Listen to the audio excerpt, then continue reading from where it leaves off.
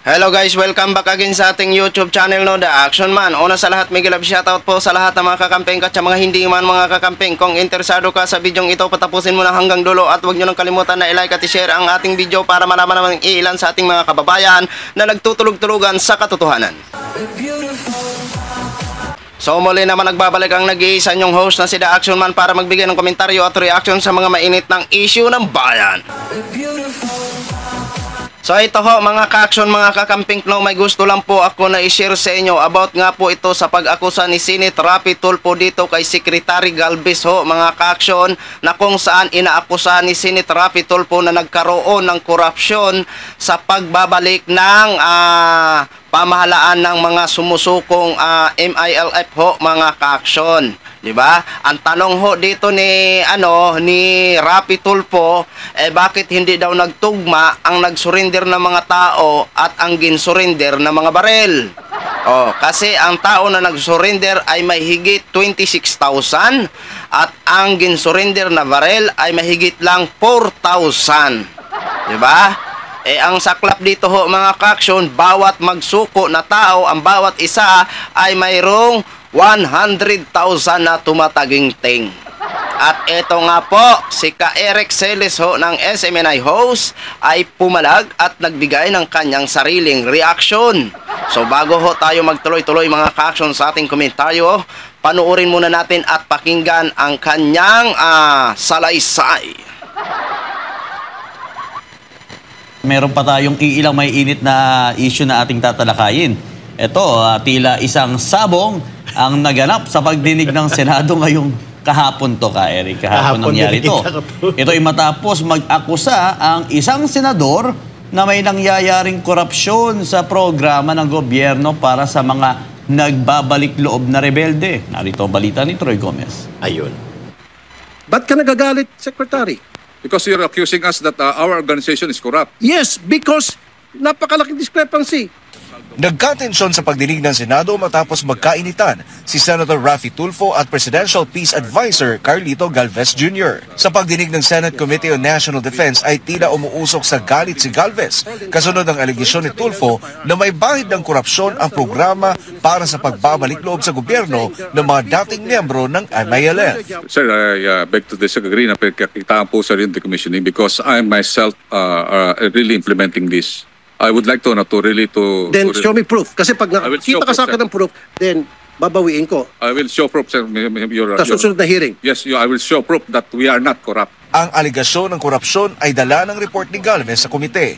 Binanggit ni Tulfo na sa report ni Galvez, nasa 26,132 na combatants na ang nadisarmahang rebelde. Pero nasa 4,625 lamang na armas ang naisuko sa gobyerno. Ang bawat combatant ay tumanggap ng tig 100,000 piso ay naman kay Galvez. Para kay Tulfo, may anomalya rito dahil ang cash grants na naipamahagi ng gobyerno ay umabot na sa 2.6 bilyong piso. Anong patunay na siya ay miyembro ng MLF? Ang isang patunay dyan yung barel para mabigyan siya ng cash assistance na 100,000 pesos. So therefore, pag may pupunta sa inyo dyan, nagsabi MLF, surrendery ako, nasaan yung baril mo? Alam nga ba nang pupunta sila, may dala-dalang batuta lang o may dalang gulok. MLF ako, ito ang armas ko, gulok. Kahit 100,000, hindi man siguro ganun po, di ba? Common sense lang po yun. So malaking anomalya. Nang sinabi ni Galvez na hindi sila korap, ay nilinaw naman ng senador na hindi si Galvez ang kanyang tinutukoy, kundi ang mga tao na nasa kanyang organisasyon ang posibleng korap. But I definitely take offense, Senator, that you are already telling us that there is a corruption. I believe that is not a correct accusation to us. Pero sa kabila nito ay nanindigan pa rin si Tulfo na may nangyayaring korupsyon. Ang pagiging defensive ni Galvez ay pinuna na rin ng senador sabay hamon sa kalihim na magpakita ng ebidensya na hindi sila korap. I don't know, ba't ka nagagalit? Talaga merong korupsyon dito. I'll stand by what I said. There is corruption. Unless may prove nyo sa akin, then come back sa next hearing, prove to me na walang korupsyon, then ako mismo magsasabi wala palang korupsyon. Okay, we will just... And I would even apologize. Alam niyo mga kababayan, si Tulfo talaga mahilig sa grandstanding. We will call him out on this. Yeah. If you accuse, you have to bring proof to that. So kung may discrepancy, huwag kang mag-conclude na may corruption. Pwedeng mayroon lang mga documents na kulang. Pagsalitain mo muna ang COA. Pagsalitain mo muna ang Finance and Review Committee ng Task Force Balik Loob. O sino pa mang, si Galvez pala nakakausap ninyo. And probably, the documents were not available immediately during that hearing. So, give the benefit of the doubt first. Maybe he's projecting. Baka tatakbo nga ito sa 2028 eh. Baka mag-presidente o mag-vice president. But that is not the way to use power in the Senate or in the government. So, we call... Wait lang. Putulin ho muna natin. Ang depensa ni Ka-Eric, bakit hindi daw tanungin ang kuwa? Baka kulang lang daw sa pag-submit ng documents. Ka-Eric naman, anong mga klaseng document pa ba ang patunay? Isa lang ang pwede na granting na isa siya sa mga MILF, yung baril. Diba? Kasi isipin mo, hindi mo magigit sa punto ni Tulfo eh. Parang nagkaroon ng corruption. Okay. Hindi mo nagigits. Kasi isipin mo, Ka-Eric, kahit ako mismo mag-isip eh. Diba? Eto po mahigit 26,000 ang sumuko. Tapos, ang sinurrender na baril ay mahigit lang 4,000. So, kung i-minus natin ang mahigit 4,000 sa 26,000 mahigit, is mayroon po itong 21,000 mahigit na mga walang baril na sumuko. Diba? O tama naman si Senate Raffy Tulfo.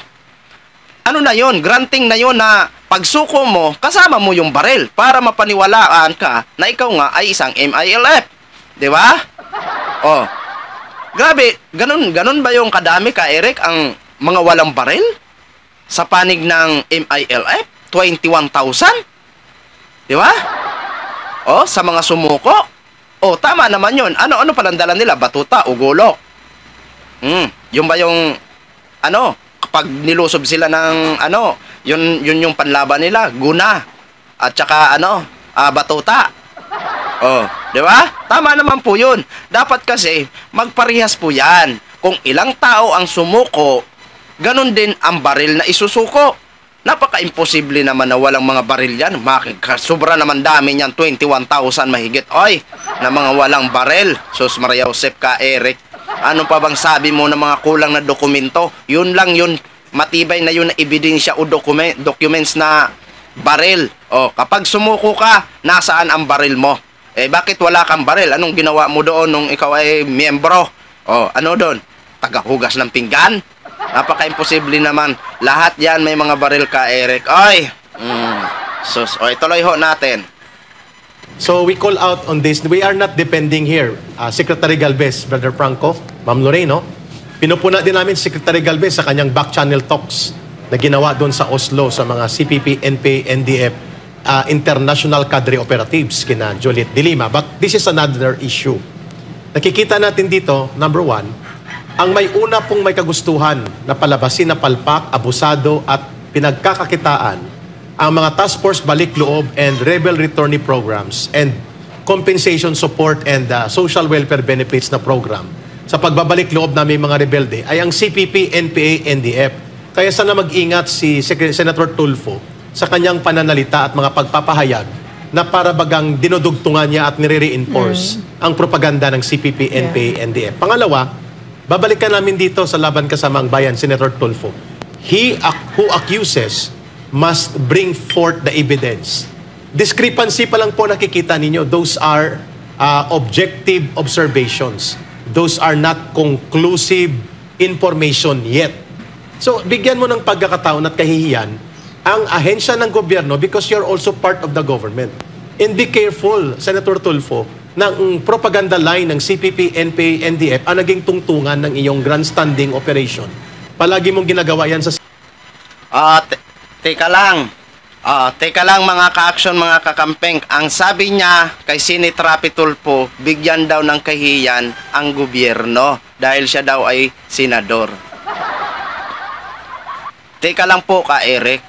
Di ba nasa gobyerno din to dahil public official po ito at isang senador ito, si Raffy Tulfo. At siya ay mambabatas. Natural lamang na magtanong po siya. Kasi, Ka-Eric, hindi po ito biro ha. umabot na sa 2.6 billion ang nirelease ng gobyerno para sa mga nagbalik loob. Ha? Mayroon po itong 2.6 billion sa sumurrender na 26,000 mahigit. Napakasimple lang ang tanong ni Rapi Tulfo. At nilinaw niya naman na hindi si Galvez ang kanyang inaakusahan. Ang kanyang inaano, yung mga tao kung sinong naka-assign dyan para na magtanggap sa mga sumusuko ng mga MILF. 'Di ba? Hindi po ito biro dahil kaban po ito ng bayan. Pera po natin ito ka Eric, 'di ba? Dapat lang maging maimbestigahan. Kasi napakaano naman kasi ka Eric, hindi mo naman pwedeng sabihin na ganun po karami ang mga sumuko na mga walang baril. Hamakin mo 21,000, 'di ba? O 26,000 mahigit. Tapos ang sumuko, tapos ang sinurrender na baril is nasa 4,000 mahigit. So kung i-minus natin ang 4,000 mahigit sa 26,000 mahigit, mayroon po itong 21,000 mahigit na mga walang baril. Sige nga po, ka Eric, di ba? Hindi mo kasi magigets ang point ni Rapi Tulfo at natural po yan. Magtrabaho po si Rapi Tulfo. Yan ang trabaho ng mga senador. Ang mag-imbestiga, ang magtanong. Lalong-lalo na ang involved dito, ang kaban ng bayan, ang pera nating lahat, di ba? Hindi naman masama kasi yan naman talaga ang layunin ng programang yan. Ang magbalik loob, bibigyan ng hanap buhay. Yan nga, bawat isa 100,000. So ang tanong lang po dito, bakit hindi nagparehas o hindi nagtugma ang bilang ng mga sumuko na tao at ang bilang ng baril na napakarami ng walang mga baril? Biruin mo ka Eric, 21,000 yan.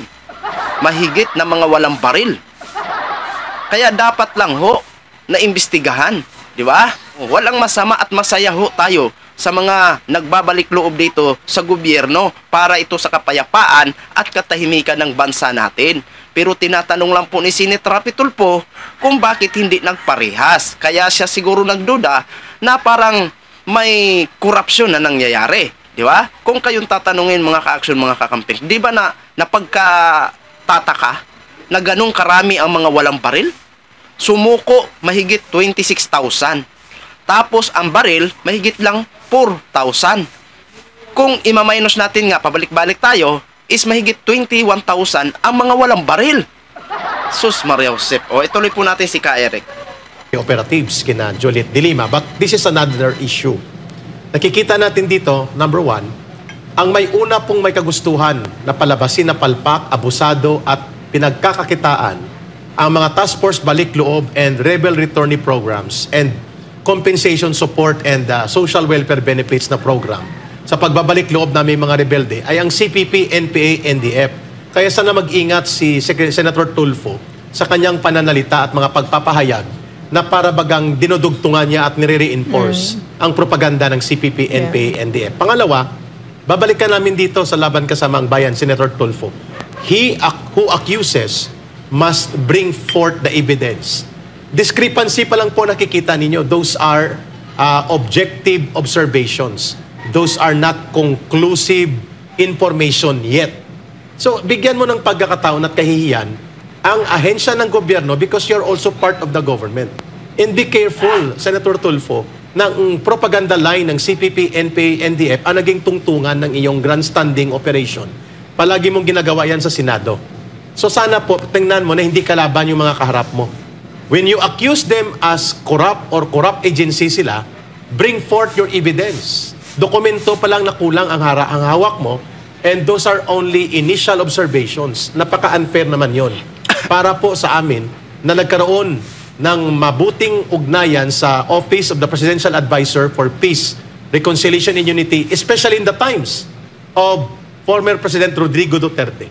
Libo-libo po kami ang mga bumalik loob sapagkat nagtiwala kami sa Task Force Balik Loob at ECLIP program. At kung ganun po ang inyong pananalita na hindi nyo po kami nakakausap, kung ano po ang categorization, process, methodology, and mga pamamaraan, kung papaano ka nabibigyan ng social benefit support and financial support, ay sana po nag-imbestiga muna kayo ng kumpleto. Kami po, hindi po kami lahat may armas pag bumalik, sabi nga ni Ma'am Lorraine. Di ba, Eric, ang mga high-powered rifles na ibinalik lang ay mga 8 to 10,000.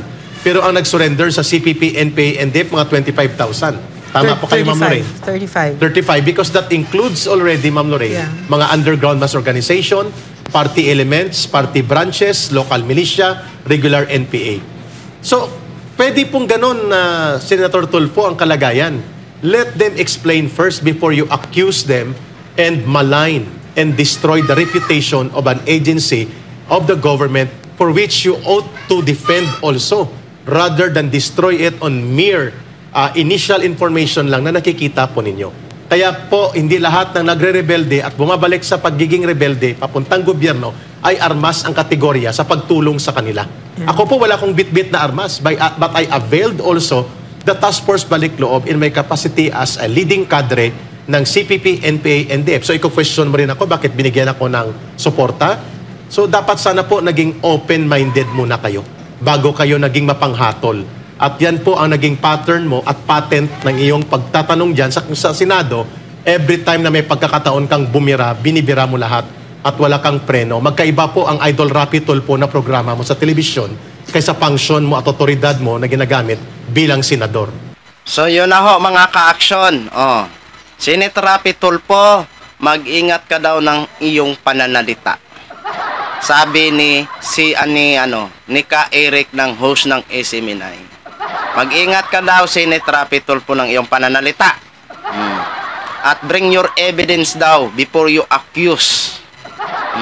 Di ba? Aminado din siya na daw, sa pagsuko niya daw, wala din daw siyang baril. Ang tanong ho namin ka Eric, nung ikaw ay isang member pa, wala ka bang baril? Napaka-imposible. Saan mo pinunta ang baril mo? Ibig sabihin, nagserbisyo ka na wala kang dalang baril? Hindi mo naman kami siguro kayang paniwalain ka, Eric, na wala kang baril nung ikaw ay member. Sinong mapapaniwala? Imposible naman ka, Eric. Oy, no? Maniniwala ba kayo na si ka Eric during na siya pa ay member? Kung halimbawa, totoo sinasabi niya na siya ay NPA dati? Kung maniniwala ba tayo na wala siyang baril? Napaka-imposible naman. Ay, hindi po kami naniniwala dyan ka, Eric.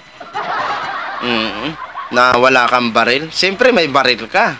At yan, alam mo ka, Eric, yan yung isa sa mga ebidensya na na paniwalaan ka. Once na may sumuko, hanapin po talaga yung baril. Kasi napaka-questionable po na walang baril siya nung the time na siya ay member. Napaka-imposible naman yan, mga Sus Maria Josep. Kapag sumuko ang tao, dala-dala yung baril. Yan ang isa sa mga ebidensya na ipipresent mo. Wala nang sabing documents. Oy. 'Di ba? Kailangan maging patas, 'di ba? So yun lang ho, mga ka-action, mga kakamping knog, share ko lang ho sa inyo. Maraming salamat po sa ating mga viewers, Luzon, Visayas at Mindanao all over the world. Ako po ang inyong lingkod, si The Action Man. Have a good day, everyone.